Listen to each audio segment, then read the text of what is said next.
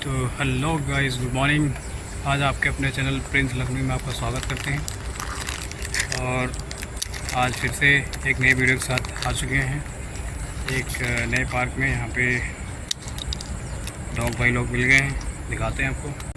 ये लोग पहले से ही इंतज़ार कर रहे थे मेरा कि ये आएँ, क्योंकि मैं आ चुका हूँ इनके लिए बिस्किट लेकर। ये तो बिस्किट खाता ही नहीं है।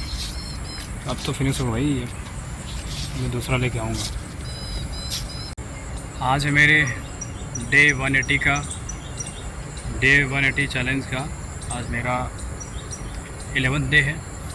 और 11 डे में जैसा कि मैं आपको हर वीडियो में बताता हूँ कि डेली उठें, सबसे पहले आप योगा, मेडिटेशन ये सब करें, हल्की फुल्की रनिंग करें, और उसके बाद जो आपका फेवरेट टॉपिक है उस टॉपिक से रिलेटेड सर्च करें। आप उसमें कुछ भी या फिर उससे रिलेटेड स्टडी करें। अगर आप ये सब करते हैं कंटिन्यू, तो डेफिनेटली आप देखते हैं कि आपके लाइफ में थोड़ी बहुत चेंजेस पहले से तो ज़रूर आ रही हैं। तो आप भी कोई ना कोई एक चैलेंज ले सकते हैं। जैसे कि आप 20 दिन का चैलेंज लें, 3 महीने का, एक जितना आपके लिए सूटेबल हो एक चैलेंज लें, उसको कंटिन्यू पूरा करने के लिए ट्राई करें। अगर आप ये करते हैं तो डेफिनेटली आप देखते हैं कि आप अपने जीवन में बदलाव ला पा रहे हैं। तो आपको भी करना है, क्योंकि अब देखिए मैंने 180 दिन का चैलेंज लिया था और आज मैंने उस चैलेंज का 11वां दिन है, 11 डे। और उसको मैं अभी बखूबी कर रहा हूँ, कंटिन्यू कुछ नहीं कर रहा हूँ। लोग मुझे देखते हैं, देखने वाले कुछ हंसते भी होंगे कि ये क्या कर रहा है, अकेले बड़बड़ाता रहता है, वीडियो बनाता है। मुझे डजन मैटर क्या कौन क्या बोलता है, डजन मैटर। सिंपल है कि मैं 180 दिन चैलेंज जो मैंने ली है उसको मैं फॉलो कर पा रहा हूँ या नहीं कर पा रहा हूँ। मेरा मेन मोटिव ये है। मेरी वीडियो कहाँ तक जा रही है, किधर जा रही है, उसका डजन मैटर। और आप उस पर कमेंट कर दे रहे हैं कि आप किस स्टेट से, किस सिटी से, कहाँ से देख रहे हैं, तो और मेरे लिए बढ़िया रहेगा, मेरे लिए मोटिवेशन रहेगा कि आप देख रहे हैं। और मुझे इस चीज़ से बहुत ही खुशी मिलेगी कि आप वीडियो मेरा देख रहे हैं।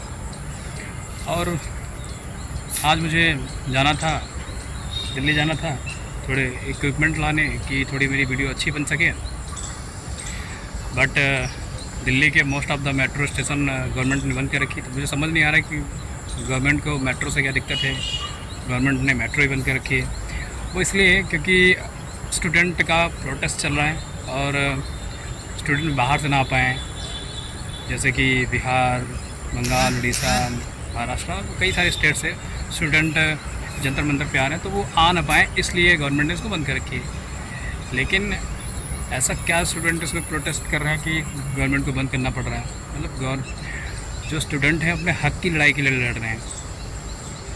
अगर आप सिंपल बात कहें कि अगर पूरे साल आप मेहनत करते हैं और एग्ज़ाम देते हैं, एग्ज़ाम अगर लीक हो जा रहा है तो आपका एज भी जा रहा है और आप अपने लाइफ में आपने जो ठान रखी जो बनने के लिए वो बन भी नहीं पाएंगे।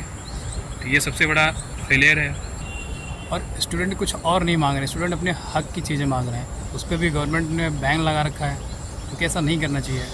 प्रोटेस्ट में देखा गया है कि स्टूडेंट वहाँ पे स्टूडेंट के ऊपर पैलेट गन का यूज़ किया गया।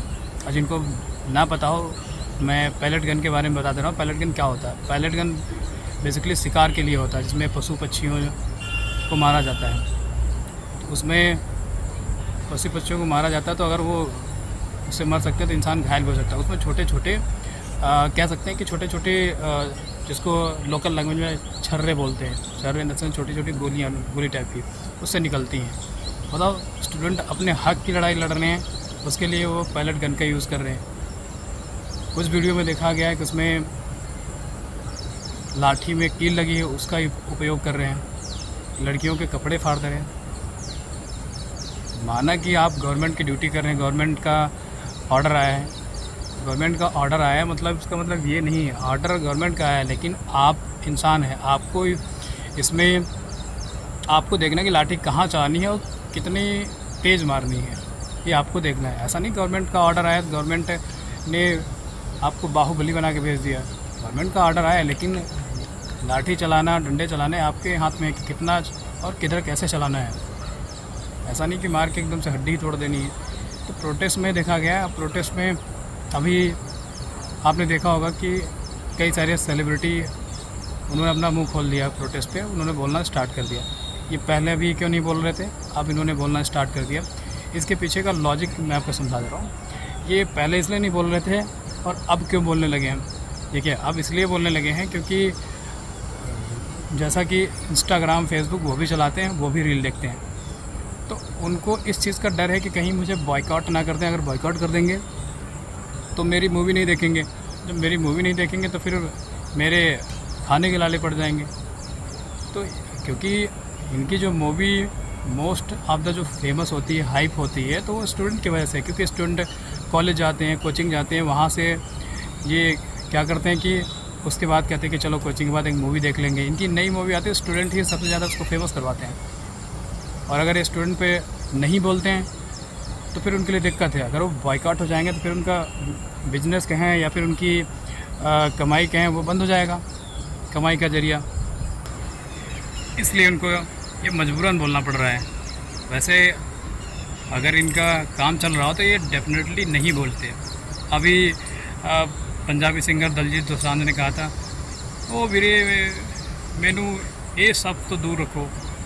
और फिर उसके बाद थोड़े टाइम के बाद उनका आ रहा है कि हाँ, स्टूडेंट जो कर रहे हैं बहुत ही उनके साथ जो हो रहा है बहुत गलत हो रहा है, ये सारी चीज़ें। तो वो बाद में उन्होंने बोल दिया।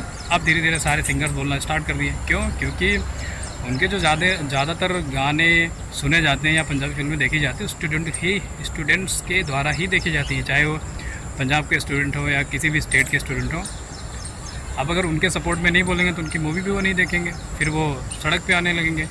इसलिए वो मजबूरन बोल रहे हैं। और अभी भी बहुत सारे यूट्यूबर्स हैं जो इन्होंने इस टॉपिक पे भी मुँह नहीं खोला है। क्यों नहीं खोला? क्योंकि अभी उन्हें रिक्वायरमेंट नहीं है। जब उनको अच्छे से बॉयकॉट किया जाएगा तब उनको समझ में आएगा कि हाँ, काश हमने भी बोला होता। इसमें गलत क्या है?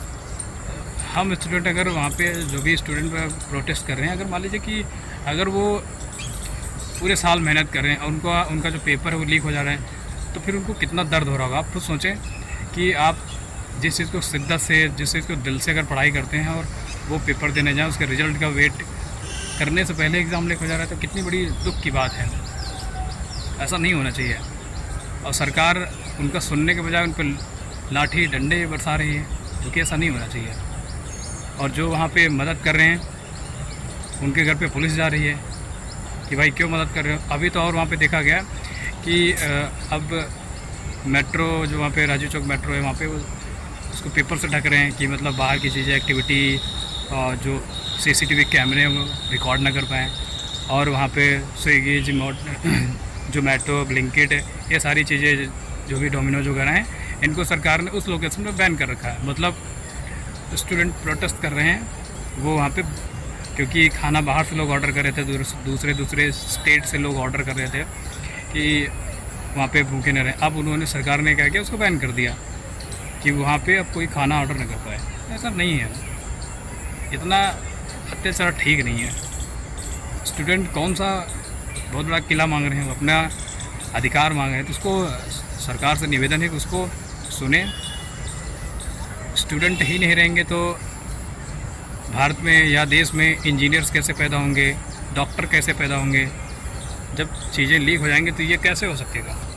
सिंपल बात कहें तो आप इसका बेस लाइन स्ट्रक्चर ख़राब कर रहे हैं। आप नहीं चाहते कि भारत में कोई डॉक्टर, इंजीनियर, वकील या जो भी है बने, क्योंकि जब पढ़ेंगे नहीं तो आगे बनेंगे नहीं। सिंपल बात है। आप नहीं चाहते कि कोई कुछ बने, आप इसको बिगाड़ना चाहेंगे, जबकि ऐसा नहीं होना चाहिए। सरकार को इसमें आगे बढ़ के साथ देना चाहिए। प्यारे सोनम वांगचुक सर को प्रोटेस्ट से वैसे ही उठा लिया गया जैसे कि किसी सड़क के किनारे पड़े किसी कबाड़ को उठाया जाता है। ऐसा नहीं होना चाहिए। सिंपल सरकार को सुननी चाहिए कि अगर कोई स्टूडेंट अगर सड़क पे आया तो वो ऐसे नहीं आया है, दंगे फसाद के लिए नहीं आया, वो बेसिकली कुछ उसकी डिमांड रही होगी, कुछ उसकी प्रॉब्लम है तभी। क्योंकि स्टूडेंट के पास इतनी टाइम नहीं है कि फालतू आके प्रोटेस्ट करें। मान लीजिए हर साल अगर आप पेपर लीक करवा देंगे और मान लीजिए उस साल किसी स्टूडेंट का वो लास्ट एज हो, आई मीन एज रिलैक्सेशन के बाद भी वो लास्ट एज हो, तो कैसे हो सकता है? दोबारा कैसे देगा?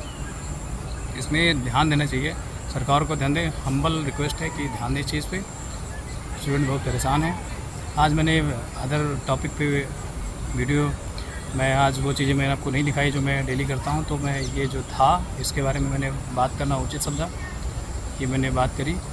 जिनको भी मेरी वीडियो से प्रॉब्लम हो इसके लिए मैं माफ़ी चाहूँगा। कोशिश करें कि आप भी इस चीज़ को सपोर्ट करें, क्योंकि स्टूडेंट अपना हक मांग रहे हैं, कुछ और नहीं मांग रहे। और मिलते हैं अगले ब्लॉग में, कल 12वें ब्लॉग में मिलते हैं। तब तक के लिए बाय बाय, जय हिंद, जय भारत, लव यू।